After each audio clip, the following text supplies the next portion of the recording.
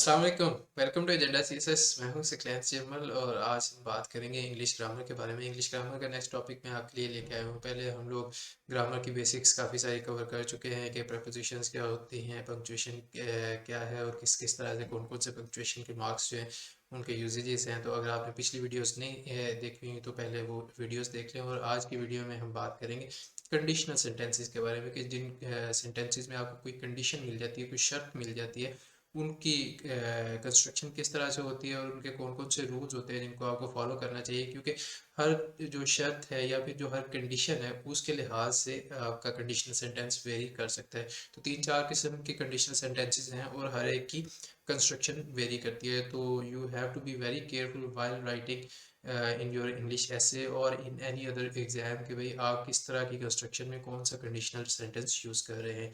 ठीक है जी। तो let us jump into the video and start learning के व्हाट आर कंडीशनल सेंटेंसेस और उनको किस तरह से बनाया जा सकता है। और वीडियो के एंड पे आपके लिए एक प्रैक्टिस एक्सरसाइज भी है, उसको भी अटेम्प्ट कीजिएगा और अपना रिजल्ट जो है नीचे कमेंट बॉक्स में ज़रूर लिखिएगा। और अगर आप नए हैं चैनल पे तो चैनल को सब्सक्राइब कर लें, वीडियो को लाइक कर दें and let us get into the video. जी, today we have 18th lecture of our series on grammar. तो ये मेरा छोटा सा इंट्रोडक्शन है उन लोगों के लिए जो कि मुझे नहीं जानते या फिर जो चैनल पे नए हैं वो इसको देख सकते हैं। बात करते हैं जी कंडीशनल सेंटेंसेस की कि कंडीशनल सेंटेंसेस क्या होते हैं। कंडीशनल सेंटेंसेस एक्सप्रेस कंडीशंस यानी कि शराइत या फिर कंडीशंस वो एक्सप्रेस करते हैं that are required to be followed in order to achieve the desired results and results. तो अगर आपने कोई एंड रिजल्ट हासिल करना है तो उसको अचीव करने के लिए कोई सर्टन कंडीशन है जिसको आपको फुलफिल करना पड़ेगा। For example, if you want to get wet you have to go into water। ठीक है। if you want to be successful you have to work hard। if you want to eat you have to make bread for you या फिर लेके आनी है। तो वो उसकी कंडीशंस हैं। ठीक है। सो लाइक मैंने अगर वीडियो पोस्ट करनी है तो उससे पहले मेरी कंडीशन है कि मेरे पास कंटेंट हो जिससे मैं वो वीडियो बना सकूं और बना के फिर मैं पोस्ट कर सकूंगा उसको। तो एंड रिजल्ट मेरा वीडियो पोस्ट करना है, लेकिन उससे पहले जो उसकी प्री कंडीशन है वो presence of content and that of making the video itself जो है, ये दोनों उसकी कंडीशंस है। According to Oxford Advanced Learners Dictionary, a conditional sentence is defined as a sentence that begins with if। ऐसा ऐसा जुमला जो if और unless के साथ स्टार्ट हो और कोई कंडीशन वो एक्सप्रेस कर रहा हो। दूसरी डेफिनेशन देख लीजिए कॉलिंस डिक्शनरी के according, if situation or agreement is conditional on something it will only happen or continue if this thing happen. कि किसी एक चीज़ पे अगर वो कंडीशन या फिर एग्रीमेंट डिपेंड कर रहा है तो वो भी तब भी एग्जीक्यूट होगा जबकि पहली वो आपकी कंडीशन जो है वो फुलफिल हो रही होगी। ठीक है। बात करते हैं टाइप्स ऑफ कंडीशनल सेंटेंसेस के ऊपर। अभी आपको ज़्यादा क्लियर हो जाएगा और मज़ा भी आएगा कि कौन कौन सी टाइप्स होती हैं कंडीशनल सेंटेंसेस की। इंग्लिश में जनाब चार टाइप्स हैं कंडीशनल सेंटेंसेस की। ज़ीरो से स्टार्ट होती हैं। तो अगर ज़ीरो है तो उससे ज़ीरो, फर्स्ट, सेकंड और थर्ड तक ये चार कंडीशनल सेंटेंसेस की टाइप्स आपकी हो जाती हैं। तो यही चार टाइप्स यहाँ पे लिखी होती हैं, बारी बारी हम इनको डिस्कस करते हैं। पहला जी zero conditional sentence. A zero conditional sentence is one which refers to a general truth। ऐसा कंडीशनल सेंटेंस जो कि एक जनरल ट्रूथ को डिनोट कर रहा हो उसको हम जीरो कंडीशनल कहते हैं। ठीक है जी। It denote situations in which a particular thing or action always results in the other. के जिसमें ऑलमोस्ट एवरी टाइम एक चीज़ आप करते हैं तो उसका एंड रिजल्ट हमेशा ही जो दूसरा है ना वो हमें प्रिडिक्टेबल होता है, हमेशा ही सेम होता है और वो हम उसको एक जनरलाइज ट्रूथ के तौर पे रिकग्नाइज करते हैं। तो इसके टेंस रूल्स क्या क्या हैं। In zero conditional sentences, both the dependent clause and the independent clause are written in the simple present tense। कि जब आपका जनरल ट्रूथ वाला मामला आ जाएगा, ठीक है जी, जनरल ट्रूथ जब उसमें इन्वॉल्व है तो फिर आप उसकी जो डिपेंडेंट क्लॉज है और इंडिपेंडेंट क्लॉज, दो क्लॉजेज हैं, ज़ाहिर है कंडीशनल है तो उसमें ये एक बेसिकली कंपाउंड स्ट्रक्चर होगा आपका ऑफ द सेंटेंस। ठीक है। तो उसमें एक डिपेंडेंट क्लॉज होगी और एक इंडिपेंडेंट होगी क्योंकि एक दूसरे पे डिपेंड कर रही होगी, that is why there is a conditional. ठीक है। सो दोनों को ही हम सिंपल प्रेजेंट टेंस में लिखते हैं। This is mainly due to the fact that outcomes are guaranteed. इसकी एग्जांपल देख लें, आपको अभी समझ आ जाएगा। When you smoke, your lungs are affected। तो ये एक जनरल ट्रूथ है कि जब आप स्मोकिंग करते हैं तो आपके लंग्स अफेक्ट होते हैं। ऐसा तो नहीं है कि आपके लंग्स जो है उनको अफेक्ट नहीं होता या फिर वो बिल्कुल सेहतमंद रहते हैं, बिल्कुल काले नहीं होते। तो ये एक जनरल ट्रूथ है। Similarly the lawn gets wet when it rains. जब भी बारिश होती है तो लॉन जो है वो गीला हो जाता है। ये भी एक जनरलाइज ट्रूथ है। तो आप नोट कर रहे हैं कि जनरलाइज ट्रूथ जिन कंडीशनल्स में आ रहा है उसमें डिपेंडेंट और इंडिपेंडेंट दोनों क्लॉजेस में सिंपल प्रेजेंट टेंस या प्रेजेंट इंडेफिनिट टेंस जो है उसको हम यूज कर रहे हैं। The lawn gets wet when it rains. ठीक है जी। Babies cry when they are hungry and sick. तो बेबीज क्राई एक पार्ट ये हो गया when they are hungry and सिक।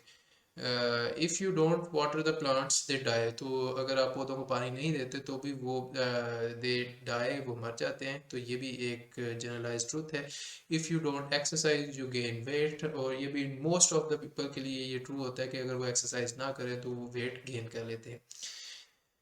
चले जी, फर्स्ट कंडीशनल पे आते हैं। वो पहले तो जनरलाइज ट्रूथ हो गया, अब आगे कंडीशनल्स क्या क्या हैं। First conditional sentences are those sentences that express a situation in which end result would be one most likely to happen. पहले क्या था कि वो एक जनरलाइज ट्रूथ बन चुका था कि भाई आप ये करोगे तो ये होता ही होता है। अब क्या है कि जो एंड रिजल्ट है दैट इज वन कि जो मोस्ट लाइकली हो जाएगा। ठीक है, अगर आप एक कंडीशन को फुलफिल करते हैं तो एंड रिजल्ट मोस्ट लाइकली वही होगा जो आप एक्सपेक्ट कर रहे हैं। लेकिन जनरलाइज ट्रूथ नहीं है, ये कंप्लीटली रिकग्नाइज ट्रूथ नहीं है कि हर दफ़ा ऐसा ही होता है, मोस्ट लाइकली है। ठीक है जी। टेंस रूल्स क्या क्या है। The tense used in the first conditional sentence is as follows. Simple present tense in the if clause, यानी कि जो डिपेंडेंट क्लॉज है उसको हम इफ क्लॉज भी कह रहे हैं। तो उसके अंदर आपके पास सिंपल प्रेजेंट टेंस आएगा और जो दूसरा आपका इंडिपेंडेंट क्लॉज है उसके अंदर सिंपल फ्यूचर टेंस आएगा। ठीक है जी। Simple present tense in if clause और simple future tense in independent clause which expresses the outcome that is most likely to happen in the future as a result of the other action expressed in the if clause। if clause में आप simple present use करते हैं तो जो future outcome है वो most likely है, वो आप simple future tense में express करेंगे। generalized truth नहीं है, इसको zero के साथ confuse नहीं करना। एग्जाम्पल्स देख लें। If you talk to someone about how you feel you will feel better. तो मोस्ट लाइकली यही है कि आप किसी और के साथ जब अपने दिल का इजहार करते हैं, दिल की बातों का, तो आपको बेहतर महसूस होता है कि आई फील रिलैक्स, मेरा वज़न थोड़ा कम हो गया, दिल का बोझ थोड़ा कम हो गया। If you are focused you will achieve your goal. Most likely result है कि अगर आप फोकस होकर तैयारी करें तो मोस्ट लाइकली आप अपना गोल अचीव कर लेते हैं, लेकिन हर दफ़ा नहीं है। 90% of the time maybe you can achieve your goal through focus. ठीक है। If you take some medicines you will feel better. ठीक है जी। If you go out now you will get wet in the rain. If you like animated movies you will like inside out. Inside out एक movie का नाम है। Second conditional sentence पे आते हैं जी। Are sentences in which hypothetical situations or unrealistic situations that are not likely to ever happen are mentioned। तो पहले क्या था कि जीरो में एक जनरलाइज ट्रूथ था, फर्स्ट में आपके पास मोस्ट लाइकली हैपनिंग जो फ्यूचर में इवेंट है उसके बारे में बात हो रही थी। लेकिन जो सेकंड कंडीशनल है इसमें ऐसा केस आ रहा है कि अगर वो कंडीशन फुलफिल होती है तो फिर एक हाइपोथेटिकल या अनरियलिस्टिक इवेंट्स के बारे में आप बात कर रहे होते हैं जो कि नॉर्मली या they are never likely to happen in real life. आगे एग्जांपल्स आएंगे आपको क्लियर हो जाएगा। इस पर्टिकुलर टाइप में जनाब the tense used would be simple past tense for the if clause. If clause जो है यानी कि जो डिपेंडेंट क्लॉज है उसके अंदर आप if simple past tense use करेंगे and use of a modal auxiliary along with the main verb in the independent clause. ठीक है जी। मॉडल ऑक्सिलरी आपको यूज़ करेंगे जैसे माइट, वुड, कुड, शुड वगैरह जो है ये नीचे दिए हुए हैं आपके लिए। तो इनको आप यूज़ करेंगे along with a main verb. ये मेन वर्ब के तौर पे एक्ट नहीं करेंगे, ये मॉडल ऑक्सिलरीज है। ठीक है जी। तो common auxiliaries used in second conditionals are might, would, could, should वगैरह। ठीक है जी। तो इसकी एग्जांपल्स देख लेते हैं। If I had a teleporting device, ठीक है। अब जाहिर है कि पहले देखिए कि इफ़ क्लॉज में एक ये देखें हाइपोथेटिकल सिचुएशन है। अब टेलीपोर्टिंग डिवाइस जो है वो एक हाइपोथेटिकल सिचुएशन है। तो फिर जब आपकी इंडिपेंडेंट क्लॉज आती है तो उसके अंदर आपको मॉडल ऑक्सिलरी मिलेगा, यानी कि आई वुड, जो मैंने पिछली स्लाइड में भी आपको बता दिया। I would travel around the world in a Zifi. Similarly if I knew animation graphics, तो इसके बारे में कह रहा है कि भाई मुझे नहीं आते, अगर मुझे आते होते तो फिर I would create a real life animated series, ठीक है। If I had a time travel machine, again एक बहुत hypothetical cheese, I could go back to my past and change a few things. Similarly, if I won the lottery, बहुत ही unlikely या hypothetical चीज़ कि भाई आप lottery जीत जाए, बहुत unlikely होता है, बहुत ज़्यादा लकी लोग होते हैं जो जीत लेते हैं, हम जैसों की तो किस्मत पे नहीं आती। I would buy all the famous supercars. If I had a choice, I would never marry at all. ठीक है। So these are the second conditional sentences. Third conditional sentence पे आते हैं जी। Third conditional sentences express alternative circumstances in the present, के जो alternate यानी कि मुतबादल circumstances आप present में दिखाना चाह रहे होते हैं कि अगर आप ये काम इसकी बजाय दूसरा काम करते हो तो आपका present ऐसे change हो जाता है या फिर आपका outcome किस तरह से change हो जाता है। This is used to indicate, sorry, this is used to indicate the outcome, that the outcome would have been different if there was a change in the past event mentioned in the dependent clause. अगर dependent clause में जो event आपने mention किया हुआ है, अगर वो change होता है या different होता तो फिर आपका जो outcome है उसके अंदर भी तब्दीली होती। थर्ड कंडीशनल सेंटेंस ऐसी चीज़ को मेंशन करने के लिए आप यूज़ करते हैं। टेंसेस के रूल्स हैं इसमें। Tenses rules to be followed in third conditional are past perfect. पिछले में सेकंड कंडीशनल जो था हाइपोथेटिकल वाला, उस पे हमने पास्ट सिंपल यूज़ किया था, इसमें हम पास्ट परफेक्ट टेंस यूज़ करेंगे इफ़ क्लॉज में। एंड मॉडल ऑक्सिलरी जो कि पिछले में भी हमने देखा था, would, should, could plus have plus past participle, यानी कि पास्ट क्या उसको कहते हैं, आई एन जी फॉर्म होगी आई थिंक, ठीक है। तो पास्ट पार्टिसिपल आप यूज़ करेंगे। Would have done, gone, shown वगैरह इस तरह करके आते हैं पास्ट पार्टिसिपल में। एग्जांपल्स देख लें। If I had been there, देखे अब पहले वो वहाँ नहीं गया, वो कह रहा है कि अगर मैं गया होता, ठीक है। I would have surely helped you in one way और अनदर। तो हेल्प जो है यहाँ पे पास्ट पार्टिसिपल है, ये आपके पास मॉडल ऑक्सिलरी है, और पास्ट परफेक्ट आपका शुरू वाले जुमले में है, और modal auxiliary plus have plus past participle, ठीक है जी। तो ये कंस्ट्रक्शन है।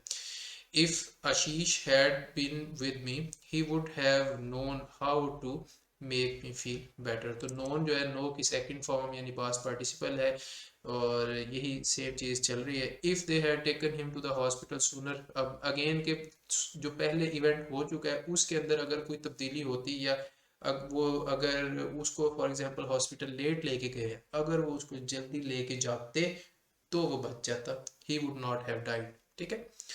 If you had not fought with me everything would have been fine. If the teacher had informed us earlier we could have finished it in time, ठीक है जी। तो ये थे जी आपके कंडीशनल सेंटेंसेस। चार टाइप्स के कंडीशनल सेंटेंसेस आपके साथ डिस्कस किए हैं। अब आगे बारी आती है जी आपकी प्रैक्टिस एक्सरसाइज की। So get out your pen, या फिर जो यहाँ पे नीचे कमेंट बॉक्स है उसी के अंदर अपने आंसर्स लिख दीजिए, ए बी सी डी जो भी है आपको ठीक लगता है, एंड देन जो आंसर की आएगी उसमें देखिएगा कि आपके कितने करेक्ट हैं, एंड देन रिप्लाई मी कि भाई आपके कितने मार्क्स आए हैं आज के इस प्रैक्टिस एक्सरसाइज में जी। प्रैक्टिस एक्सरसाइज है जी। Choose the correct conditional sentence. If I will go to the store I buy some groceries. If I go to the store I will buy some groceries. If I went to the store I will buy some groceries. If I would go to the store I would buy some groceries. तो इनमें से, इन चारों में से कौन सा option correct है। सिमिलरली सेकंड एमसीक्यूज भी सिमिलर है कि करेक्ट कंडीशनल चूज करें। If they will come early, we start the game. If they come early, we will start the game. If they came early, we will start the game. या फिर if they would come early, we would start the game. Number 3. If you will eat your vegetables, you will grow strong. If you eat your vegetables, you will grow strong. If you ate your vegetables, you will grow strong. या फिर if you would eat your vegetables, you would grow strong. तो कौन सा option इनमें से ठीक है? And number 4 we have, if he will study hard, he will pass the exam. If he studies hard, he will pass the exam. If he studied hard, he will pass the exam. If he would study hard, he will pass the exam. तो ये आपकी practice exercise है। I hope कि आपने answers अभी तक mark कर लिए हैं क्वेश्चन नंबर 1, 2, 3 और 4 के। अब आगे है आंसर की। तो these are the answers for this test. सारों के ऑप्शन बी हैं आपके लिए। ये एक थोड़ा सा चकमा भी था कि आप कंफ्यूज हो के कहीं अपना आंसर गलत तो नहीं कर रहे। तो मुझे कमेंट्स में बताइएगा कि आपको ये वीडियो कैसी लगी और आपके कितने ग्रेड्स आए हैं, कितने मार्क्स आए हैं आपके इस टेस्ट में, प्रैक्टिस एक्सरसाइज में। मज़ीद वीडियोस के लिए चैनल को सब्सक्राइब कर लें। कोई आपका क्वेश्चन है तो वो भी नीचे कमेंट बॉक्स में पोस्ट कर दें। मैं कोशिश करूँगा जल्द से जल्द उसका रिप्लाई कर दूँ। और वीडियो को लाइक कर दें, अपने दोस्तों के साथ शेयर कर लें और चैनल को सब्सक्राइब कर लें। मैं मिलूँगा आपसे नेक्स्ट वीडियो में, तब तक के लिए टेक केयर, अल्लाह हाफिज़।